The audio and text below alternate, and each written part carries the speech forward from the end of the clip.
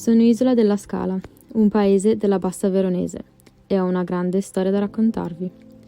Tanti mi conoscono per la famosissima Fiera del Riso. La vita qui trascorre tranquilla, ma non sempre è stato così. Anche io ho vissuto i terribili anni della Seconda Guerra Mondiale.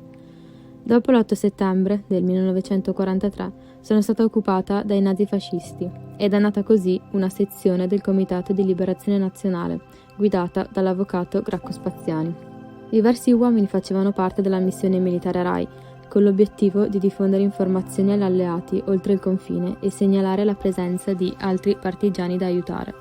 In questi anni bui della mia storia, alcuni cittadini avevano aderito alla Brigata Anita, un altro gruppo di partigiani che si occupava di propaganda antifascista, raccoglieva armi, aiutava e nascondeva i soldati alleati e le loro famiglie.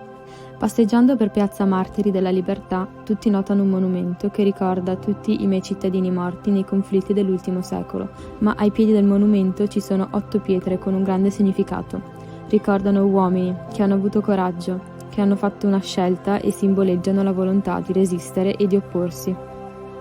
Adolfo Cestaro era un commerciante che mise a rischio la sua vita diventando partigiano della Brigata Anita e membro del CLN di Isola della Scala. Il 19 novembre 1944 venne arrestato dalle Camicie Nere e fu deportato a Mauthausen per la sua ribellione nei confronti dei nazifascisti. Morì l'11 aprile del 1945.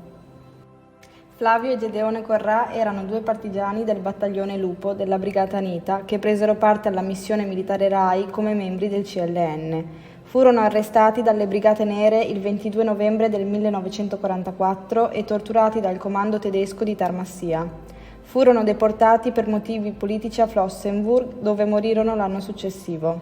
Prima di essere partigiani erano dei giovani e semplici studenti, ai quali è stata dedicata la mia scuola media. Giacomo Ferri era un muratore arruolato nel 3° Reggimento di Savoia Cavalleria. Venne deportato da Dachau, dove fu classificato come deportato ai lavori forzati. Morì il 18 febbraio del 1944. Luigi Gruppo era un semplice macellaio che divenne un partigiano combattente della Brigata Anita e membro del CLN. Venne arrestato dalle Camicie Nere e deportato a Flossenburg per motivi politici. Fu l'unico che sopravvisse perché liberato dai russi.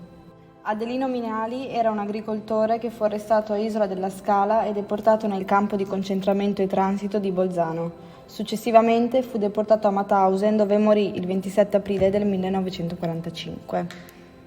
Luigi Soffiati era contadino, impiegato e commerciante, militante del Partito Comunista. Fu un partigiano della Brigata Anita con il ruolo di commissario politico e membro del CLN. Venne arrestato dalle Camicie Nere e fu deportato a Mauthausen per aver aiutato i partigiani. Morì il 9 maggio del 1945 a Ebensee dopo la liberazione dal campo. Gracco Spaziani era un avvocato iscritto al Partito Socialista che fu schedato tra i sovversivi del CPP. Fu il fondatore della sezione CLN di Isola della Scala e pertanto venne denunciato al comando tedesco, lo interrogò e lo torturò. Infine lo deportarono a Mauthausen, dove morì il 9 febbraio del 1945. Noi, cittadini di oggi, figli del presente, stiamo scrivendo le pagine di questo gran libro chiamato Memoria, attraverso la condivisione e il ricordo, perché solo sulla memoria si fonda il futuro di Isola della Scala.